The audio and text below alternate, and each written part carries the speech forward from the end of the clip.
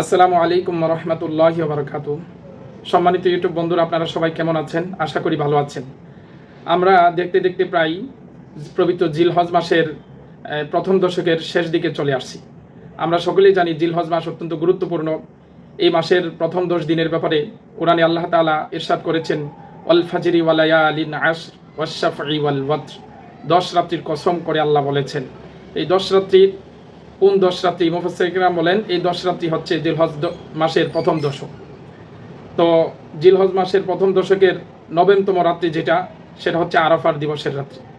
তো আরাফার দিবসটি অত্যন্ত করেন, সিয়ামু ইয়াউমি আরাফা ইন্নী আহতাসিবু আলাল্লাহ আন ইউকাফফিরাস সানাতাল্লাতী ক্বাবলাহু ওয়াস সানাতাল্লাতী বা'দাহু। যে তিনি বলেন, আরাফার দিবসের রোজা দ্বারা আমি আশা করি আল্লাহ তাআলা এর মাধ্যমে সেই রোজা আদায়কারী ব্যক্তির পিছনের 1 বছরের গুনাহ, সামনের 1 বছরের গুনাহ অপরাধ ক্ষমা করে দিবেন। সুবহানাল্লাহি ওয়া বিহামদিহি। এজন্য আমরা যারা পারবো আরাফার দিবসের সেই অর্থাৎ ঈদের দিনের আগের দিন রোজাটি আমরা রাখবো। অনেকে জিজ্ঞাসা করেন আরাফার দিবসটি কখন? সৌদি আরবের সাথে মিল করে রাখবো নাকি বাংলাদেশের লোকদের সাথে মিল করে রাখবো? মূলত আমরা যেই দেশে আসি সব ক্ষেত্রে আমরা সেই দেশের চন্দ্র সূর্য হিসাব করব।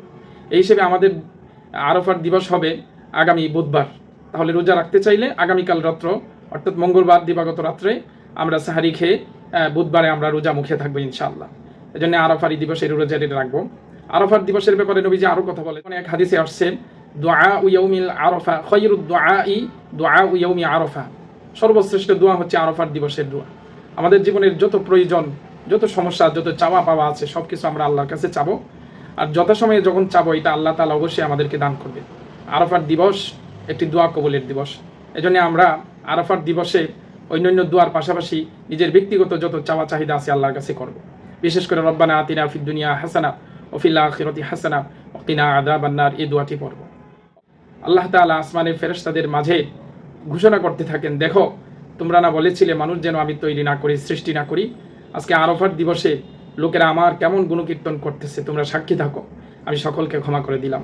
আরও বিভিন্ন বর্ণনায় পাওয়া যায় আরাফার দিবসে আল্লাহ তাআলা এত সংখ্যক লোকদেরকে মাফ করেন যা অন্য কোনো সময় এত সংখ্যক লোকদেরকে একসাথে ক্ষমা করা হয় না।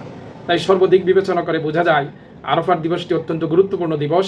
এই জন্য আরাফার দিবসে আমরা বেশি বেশি করে আল্লাহ তাআলার ইবাদত করব, বিশেষ করে সিয়াম রোজা রাখবো এবং নিজের যত কল্পনা জল্পনা দোয়া চাওয়া চাহিদা আছে এগুলি আল্লাহ তাআলার কাছে পেশ করব এবং ইবাদতের মধ্য দিয়ে আরাফার দিবসটি কাটানোর চেষ্টা করব। আল্লাহ তাআলা আমাদেরকে তৌফিক দান করুন, আমিন। যদি আপনাদের কাছে ভালো লাগে এটি অন্যদের মাঝেও শেয়ার করে দিবেন, যেন অন্যরাও জেনে আমল করতে পারে। আপনার একটি শেয়ারের মাধ্যমেই অন্যজন যখন আমল করবে তখন তার আমলের সওয়াব আপনারাও পাবেন। সুবহানাল্লাহি ওয়া বিহামদিহি, সুবহানাল্লাহিল আযীম।